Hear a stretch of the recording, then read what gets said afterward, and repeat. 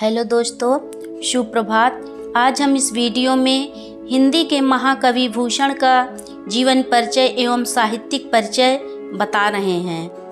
कविवर भूषण का जन्म कानपुर जिले के तिकवापुर ग्राम में सन 1613 ईस्वी में हुआ था। इनके पिता का नाम रत्नाकर त्रिपाठी था, जो माँ दुर्गा के अनन्य भक्त थे। ऐसा एक जनश्रुति के आधार पर कहा जाता है कि एक दिन अपनी भाभी के तानों से हृदय विद जाने पर ये घर से निकल पड़े और काशी वर्तमान नाम वाराणसी में जाकर बहुत मेहनत करके विद्या अध्ययन किया। संस्कृत और हिंदी के अच्छे विद्वान होकर इन्होंने चित्रकूट के सोलंकी राजा रुद्रराम के दरबार पहुँचे और उन्हें अपनी कविता सुनाई। इनकी कविता को सुनकर सोलंकी राजा रुद्रराम बहुत खुश हुए और इन्हें काफ़ी सारा पुरस्कार दिया और कवि भूषण की उपाधि से भूषण को सम्मानित किया। इस बात को भूषण ने स्वयं कहा है, कुल कलंक चित्रकूट पति साहब सील समुद्र, कवि भूषण पदवी दई हृदय राम सुत रुद्र। इसके बाद वे भूषण नाम से ही कविता करने लगे और उसी नाम से हिंदी साहित्य जगत में प्रसिद्ध हो गए।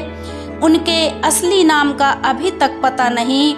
इसके बाद भूषण श्रीनगर, कुमायूं, जयपुर, जोधपुर, चित्तौड़, बूंदी, रायगढ़, बीजापुर, दिल्ली आदि कई राजाओं के यहाँ गए, पर उनके आत्मसम्मान ने उनको वहाँ टिकने नहीं दिया।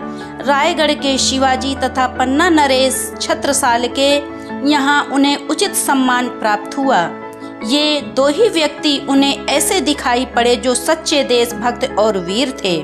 भारत माता के अमर पुत्र छत्रपति शिवाजी और महाराज छत्रसाल बुंदेला महापुरुषों के चरित्र गायन का अपने काव्य का नायक बनाया। इन्हीं महापुरुषों की दानशीलता, युद्धवीरता, दयालुता एवं धर्मपरायण का महाकवि भूषण ने अपने काव्य में वर्णन किया है। शिवाजी के दरबार में इन्होंने लाखों रुपए पुरस्कार स्वरूप पाए तथा इन्हें बहुत सम्मान मिला। शिवाजी की मृत्यु के बाद कुछ दिन वीर बुंदेले छत्रसाल के दरबार में रहे। वहाँ भी भूषण को बहुत सम्मान मिला। कहते हैं जब भूषण छत्रसाल के दरबार से विदा होने लगे तो छत्रसाल ने सम्मान के साथ पालकी में बिठाकर विदा करते हुए उनकी पालकी के डंडे को स्वयं अपने कंधे पर रख लिया था। जब भूषण को इस बात का पता चला तो वे पालकी से कूद पड़े और उन्होंने कहा, और राजा राव अब ध्यान में ना लाऊं नेक, शिवा को सराहों की सराहों छत्रसाल को, कि अब किसी राजा को मैं ध्यान में नहीं लाऊं क्योंकि शिवाजी को की सराहना करूं या छत्रसाल की, यह मेरी समझ में नहीं आता।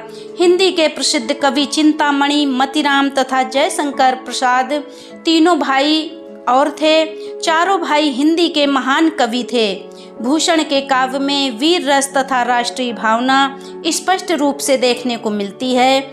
सन 1715 ईस्वी में लंबी आयु प्राप्त करके भूषण ये अमर कवि गोलोकवासी हो गए। अगर हमारा ये वीडियो आपको पसंद आया हो तो वीडियो को लाइक करें, शेयर करें और हमारे चैनल को सब्सक्राइब करें।